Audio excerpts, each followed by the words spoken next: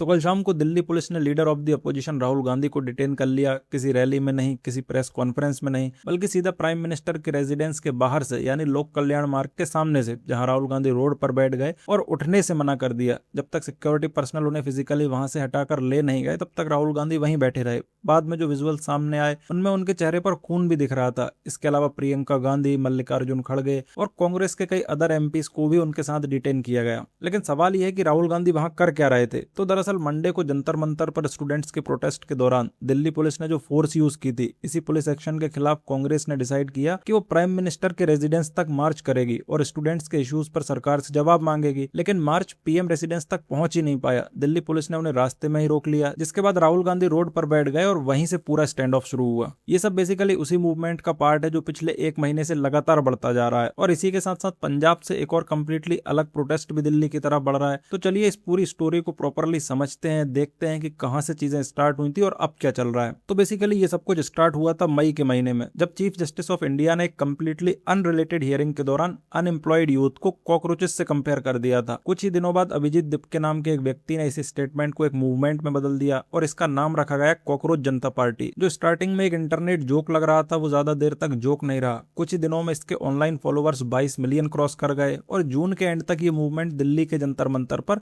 एक actual sit in protest में convert हो गया। अब इन लोगों की डिमांड काफी सिंपल थी। रिपीटेड एग्जाम पेपर लीक्स को रोकने के लिए स्ट्रिक्ट रिफॉर्म्स लाए जाएं, जिन लोगों ने पेपर लीक किए उनके खिलाफ स्ट्रॉन्ग लीगल एक्शन लिया जाए, पूरे एग्जामिनेशन सिस्टम को ट्रांसपेरेंट बनाया जाए। और क्योंकि स्टूडेंट्स का कहना था कि एजुकेशन मिनिस्ट्री बार बार फेल हुई है, इसीलिए एजुकेशन मिनिस्टर के रेजिग्नेशन की भी डिमांड की गई। इसके बाद स्टूडेंट्स ने संसद चलो मार्च का कॉल दिया ताकि मानसून सत्र के दौरान सीधा पार्लियामेंट तक अपनी आवाज पहुंचाई जा सके। लेकिन दिल्ली पुलिस ने मार्च को रोकने के लिए फोर्स का यूज किया, जिसके बाद सिचुएशन और ज्यादा टेंस्ड हो गई। खैर आज हमारे लिए इंपॉर्टेंट है कि इस सब के बाद क्या हुआ, क्योंकि तब से सिचुएशन और भी ज्यादा एस्केलेट हो चुकी है। पिछले 48 घंटों में दो ऐसी बड़ी डेवलपमेंट्स हुई हैं जो कि काफी इंपॉर्टेंट है। पहली तो ये कि देश की सबसे बड़ी अपोजिशन पार्टी यानी कांग्रेस ऑफिशियली इस मूवमेंट में आ गई है, और दूसरी एक कंप्लीटली अलग प्रोटेस्ट भी लगभग इसी टाइम पर दिल्ली की तरफ बढ़ रहा है। मैं बात कर रहा हूं पंजाब के किसानों की, लेकिन पहले बात करते हैं कांग्रेस की। तो मंगलवार को राहुल गांधी ने मल्लिकार्जुन खड़गे के रेसिडेंस से प्राइम मिनिस्टर के रेसिडेंस की तरफ मार्च लीड किया। ऑफिशियली ये मार्च मंडे को स्टूडेंट्स पर जो पुलिस एक्शन लिया गया था उसके अगेंस्ट था, लेकिन दिल्ली पुलिस ने उन्हें गेट पर ही रोक दिया। उसके बाद राहुल गांधी रोड पर बैठ जाते हैं और उसके बाद उन्हें फोर्सफुली हटाकर डिटेन कर लिया जाता है। उनके साथ प्रियंका गांधी, मल्लिकार्जुन खड़गे और समाजवादी पार्टी के अखिलेश यादव को भी डिटेन किया गया, जो अलग से प्रोटेस्ट ज्वाइन करने गए थे। हालांकि कुछ ही टाइम बाद सभी को रिलीज भी कर दिया गया। लेकिन एक इंटरेस्टिंग चीज जो सामने आ रही है कि आम आदमी पार्टी ने पब्लिकली कांग्रेस को अक्यूज किया है कि वो इस मूवमेंट को हाईजैक करने की कोशिश कर रही है। आम आदमी पार्टी का कहना है कि ये जो पूरा मूवमेंट था ये एक स्टूडेंट लेड मूवमेंट था,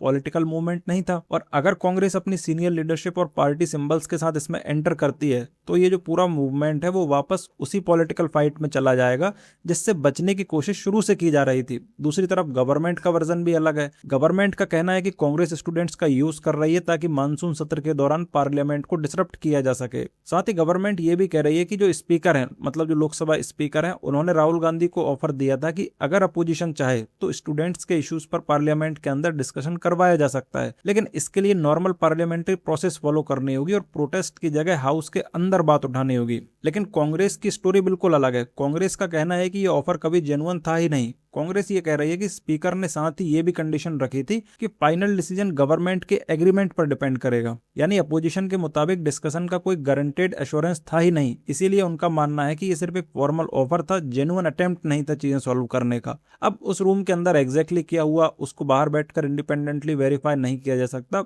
लेकिन राहुल गांधी की रिलीज के बाद जो डिमांड सामने आई है वो काफी इंपॉर्टेंट हो जाती है, क्योंकि वो पहले से काफी बड़ी और काफी स्पेसिफिक थी। सबसे पहले डिमांड थी कि गवर्नमेंट पब्लिकली स्टूडेंट से अपॉलॉजी मांगे। राहुल गांधी का कहना था कि पीसफुली प्रोटेस्ट कर रहे स्टूडेंट्स पर जिस तरह फोर्स यूज की गई उसके लिए सरकार को जिम्मेदारी लेनी चाहिए। दूसरी डिमांड थी कि होम मिनिस्टर और एजुकेशन मिनिस्टर दोनों का रेजिग्नेशन। राहुल गांधी का कहना है कि पुलिस एक्शन के लिए होम मिनिस्टर रिस्पॉन्सिबल है, जबकि education minister exam paper leaks और एग्जामिनेशन सिस्टम को हैंडल करने में फेल रहे हैं, इसीलिए दोनों को रेजिग्नेशन देना होगा। इसके अलावा एक डिमांड ये भी है कि जितने भी स्टूडेंट प्रोटेस्टर्स के खिलाफ FIRs और लीगल केसेस फाइल किए गए हैं उन्हें बिना किसी कंडीशन के वापस लिए जाए, ताकि स्टूडेंट स्टूडेंट्स पर जो लीगल प्रेशर बिल्ड हो रहा है वो ना हो। यानी जो डिमांड्स अब सामने आ रही हैं वो ओरिजिनल स्टूडेंट मूवमेंट से काफी ज्यादा ब्रॉड हो चुकी हैं। अब देखना ये होगा कि इनमें से कितनी डिमांड्स मानी जाती हैं और कितनी नहीं, ये तो आने वाला समय बताएगा। लेकिन इतना जरूर है कि गवर्नमेंट पर प्रेशर लगातार बढ़ता हुआ दिख रहा है, स्पेशली एजुकेशन मिनिस्टर के रेजिग्नेशन को लेकर। खैर, इसके अलावा जैसा कि मैं आपको बता रहा था, फार्मर लीडर्स भी जंतर मंतर पहुंच चुके हैं। राकेश टिकैत और कई खाप पंचायत रिप्रेजेंटेटिव सोनम वांगचुक के हंगर स्ट्राइक को सपोर्ट कर रहे हैं। उनका कहना है कि फार्मर्स स्टूडेंट्स के साथ खड़े हैं। लेकिन इससे अलग और काफी बड़े स्केल पर पंजाब के फार्मर ग्रुप्स भी दिल्ली की तरफ बढ़ रहे हैं। उनका कहना है कि जो proposed India US trade agreements है और कुछ दूसरी एग्रीकल्चरल पॉलिसीज हैं वो फार्मर्स के इंटरेस्ट को नेगेटिवली इंपैक्ट कर रही हैं। इसी वजह से शंभू बॉर्डर, जो पंजाब और हरियाणा के बीच दिल्ली आने का एक एंट्री पॉइंट है, वहां सिक्योरिटी काफी बढ़ा दी गई है। बैरिकेड्स लगा दिए गए हैं, एडिशनल सिक्योरिटी पर्सनल डिप्लॉय किए गए हैं।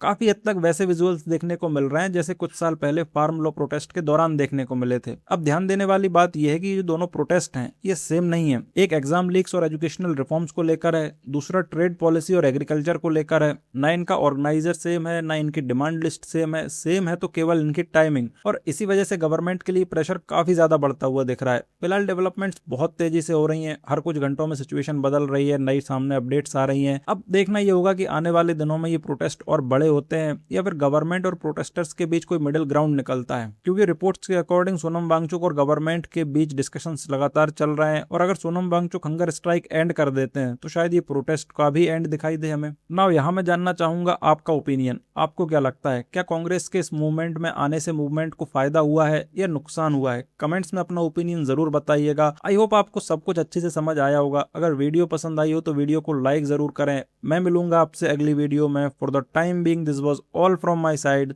Thank you for watching. This is Harshvardhan Gurjar signing off.